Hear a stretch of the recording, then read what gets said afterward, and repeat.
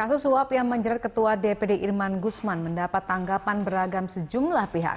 Sebagian menyatakan kasus ini seolah memperkuat bukti betapa korup dan rendahnya integritas pejabat publik kita.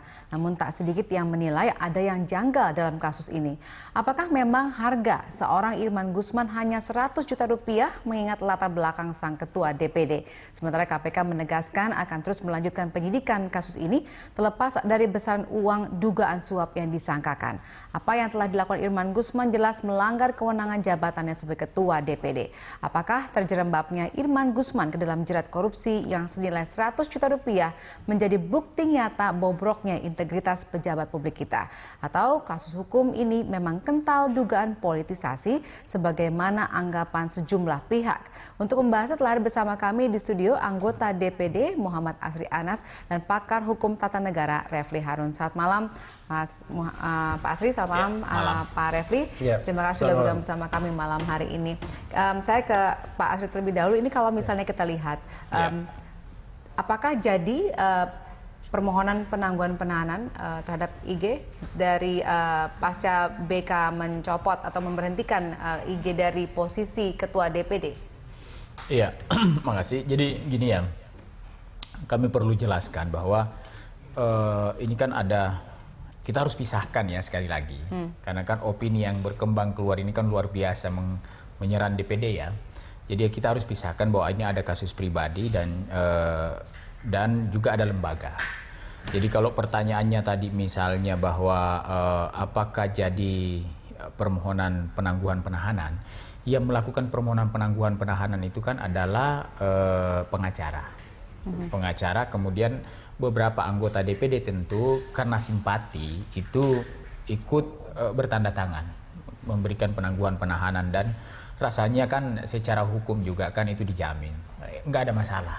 Tetapi sekali lagi tadi udah dilihat ya prosesnya, BK juga semalam udah bekerja bahwa kita DPD yang terpenting itu buat kami adalah menjaga integritas lembaga gitu, karena kan lembaga ini kan boleh dikatakan jauh dari persoalan-persoalan seperti yang terjadi pada Pak Irman Gusman atau proses yang berhubungan dengan korupsi kan gitu. Jadi memang pekerjaan berat kami sekarang adalah bagaimana caranya memberikan dan membuktikan kepada publik bahwa lembaga ini nggak ada hubungannya dengan kasus yang terjadi pada Pak Irman Gusman. Oke. Jadi gitu. Jadi kalau kita lihat sekarang pasca pemberhentian dari DPD ini, apa yang kemudian akan terjadi di DPD? Iya, tentu kalau di internal kita adalah selanjutnya adalah bekerja sesuai dengan mekanisme tata tertib ya. Jadi tadi memang panjang perdebatan di paripurna, Badan Kehormatan sudah memberikan rekomendasi dan disampaikan di paripurna tadi bahwa memberhentikan Pak Irman. Memang ada dua pendapat tadi yang berkembang, kita lihat aja perkembangannya. Tetapi yang pasti gini, proses internal kita ini, kalaupun ada lembaga, kalaupun ada yang bekerja, kan ada yang bekerja misalnya Badan Kehormatan atau sementara kita mencari formulanya ya, intinya adalah kita ingin bekerja menyampaikan kepada masyarakat bahwa lembaga ini nggak ada masalah kan gitu. DPD ini kami mau katakan bahwa clean lah, bersih lah ya.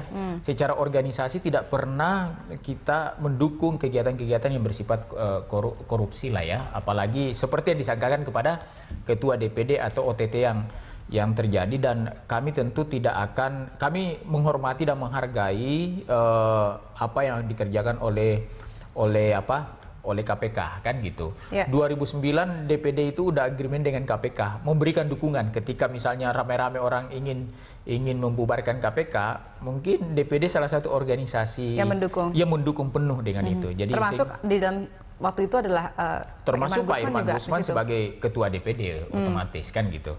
Oke, baik. Gitu. Saya ke Pak Refli dulu. Pak Refli sebagai orang yang juga hadir pada malam kemarin untuk menentukan sidang apakah diberhentikan atau tidak dari Ketua DPD, apa yang Anda bisa baca dari situ? Ya, kita harus pertama saya setuju ya, mengatakan memang kita harus bisa bedakan lembaga dengan perbuatan orangnya. Itu saya kira publik harus juga dipahamkan ya, jangan kemudian melakukan langkah merendahkan martabat DPD ya. Tetapi memang perbuatan Pak Irman ini kan menurut saya tidak bisa dimaafkan dari sisi etiknya ya, karena kan dari sisi pidananya kita harus menunggu putusan yang berkekuatan hukum tetap, dan itu bisa satu tahun ya. Tapi dari sisi etiknya, ini kan sesungguhnya sudah bisa diproses. Nah, kalau etik itu dua tingkat sebenarnya. Pertama, apakah pelanggaran ini pantas untuk diganjar pemberhentiannya sebagai ketua DPD? Yang kedua, apakah pantas pula diganjar untuk pemberhentiannya sebagai anggota DPD? Kalau saya mengatakan, walaupun saya kenal baik dengan Pak Irman dan sering sekali kita bergaul selama 9 tahun terakhir bahkan, ya, karena saya termasuk orang yang membantu DPD juga merumuskan penguatan DPD dalam amandemen konstitusi.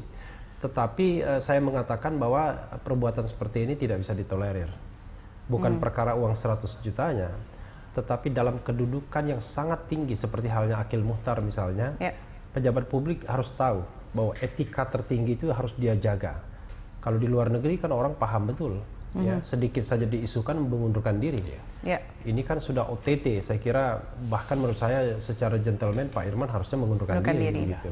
Jadi, baik sebagai ketua maupun sebagai anggota DPD. Jadi sikap dari sidang pleno untuk memutuskan pemberhentian dari ketua DPD sudah tepat? Sebenarnya kan sidang pleno hanya melegitimasi saja apa yang diputuskan Badan Kehormatan. Karena yang saya baca Badan Kehormatan putusannya final dan mengikat. Ya. Tetapi saya tahu namanya lembaga politik kadang-kadang swing sana swing sini. Padahal Badan Kehormatan tuh putusannya itu final dan mengikat. Baik. Nah, saya ke Pak Asri. Nah, ketika awal kasus ini terjadi, banyak anggota DPD mengatakan tidak percaya. Anda juga tadi sempat mengatakan ini kan kita tidak pernah ada kasus seperti ini. Tapi kemudian terjadi seorang Irman Guzman tersandung hanya pada 100 juta rupiah saja. Nah, apa menurut Anda yang terjadi di sini? Iya, pertama kalau kami tidak percaya itu sebenarnya adalah konteksnya adalah bicara kewenangan ya. Karena rasanya kalau kewenangan DPD menurut Undang-Undang Dasar 1945 kalau dihubungkan dengan kemampuan DPD untuk merekomendasi organisasi atau orang untuk melakukan seperti yang disangkakan, rasanya nggak mungkin. Tetapi kan Pak Irman ini kan ketua DPD. Ketua DPD itu kan menurut saya direct ya dengan semua kan institusi pelaksana di Republik ini. Jadi tentu kami mengatakan rasanya tidak percaya kan, rasanya tidak percaya, apalagi kan kita mengenal pribadi Pak Irman ya. Tetapi kan kondisi tertentu memang yang namanya seperti yang terjadi saat ini menurut ya semua bisa terjadi pada siapapun pelaksana pejabat di Republik ini kan gitu. Saya sepakat. Sebenarnya kita tidak bicara tentang besaran nilainya ya, mau 100 atau miliar atau berapapun itu, tetapi sekali lagi yang kami paling tidak percaya ini sesungguhnya adalah menjaga marwah lembaga ini kan sulit ya selama ini. Kami berteriak selama ini meminta dukungan, bantuan agar ada penguatan terhadap kewenangan DPD. Di satu sisi ada kejadian ini, tentu dari sanalah kemudian kami mengatakan kok rasanya tidak percaya, karena kan meminta dukungan masyarakat ini kan sulit kan, dengan adanya kejadian ini mengembalikan marwah lembaga ini kan sangat sulit. Jadi kan, semakin sulit mungkin setelah kejadian ya, ini. tentu dengan kejadian ini proses hukum kami hargai. Sekali lagi silahkan KPK bekerja dengan mekanismenya, silahkan aja. Tetapi tentu sekali lagi kami tetap harus melangkah untuk menjaga integritas lembaga. Tadi kami diskusi dengan di internal teman-teman. Kami mengatakan bahwa setelah ada laporan dari Badan Kehormatan, ada laporan Badan Kehormatan disahkan di paripurna tadi, kami berharap bahwa ada semacam tim yang dibentuk di internal untuk menjernihkan secara serius bahwa apa yang terjadi itu nggak ada setitik pun hubungannya dengan pekerjaan-pekerjaan yang ada di DPD gitu. Jadi kami sampaikan tadi ke Pak Sekjen, ini harus clear betul secara kelembagaan. Lembaga ini nggak boleh kotor sekali lagi kan gitu. Kira-kira seperti itu. Oke, baik, saya ke Pak Refli. Sebagai orang yang memang sudah mengenal sosok Irman Guzman sudah cukup lama, mengapa ini bisa terjadi menurut Anda? Saya ingin mengatakan begini, ada satu budaya di Indonesia ya, yang menurut saya kadang-kadang kita permisif terhadap tindakan-tindakan seperti ini, yaitu kadang-kadang dianggap bahwa uang-uang kepada pejabat yang indirect kewenangannya itu bukan suap.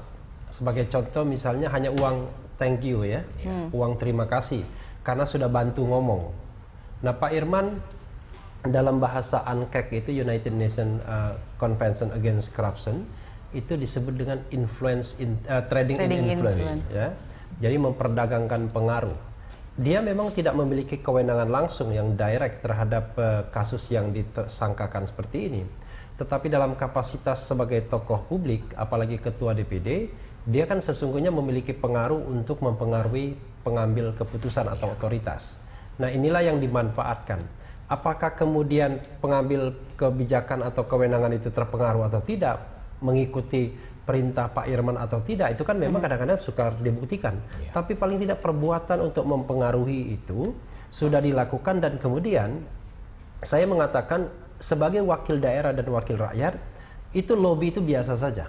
Jadi misalnya konstituen kita merasa kesulitan kok dipersulit kuota impor gula dan lain sebagainya, sebagai wakil daerah dan juga wakil rakyat, saya kemudian bicara sama Kabulok, bicara sama otoritas, minta atensi ini, itu tidak apa-apa. Tetapi begitu, karena itu di lobby. Tetapi kemudian ketika dia menerima pemberian imbal jasa atas apa yang dilakukan, maka lobby itu menjadi tindak pidana. Karena itu sudah masuk kemudian akhirnya tindak pidana suap dalam konteks hukum Indonesia, dan dalam konteks UNCAC dia termasuk trading in influence begitu. Iya, ini menarik ya, karena memang kan sebagai perwakilan tadi mengatakan pasti harus ada komunikasi dengan warga yang diwakili, dan kemudian ada mungkin harus juga melakukan pertolongan-pertolongan. Nah, sejauh apa pertolongan ini bisa dilakukan ke depannya dengan adanya kasus ini? Apakah ada rambu-rambu yang harus dipatuhi sebelum melakukannya? Kita akan bahas nanti segmen berikutnya. Pemirsa, kami harap Anda kembali bersama kami.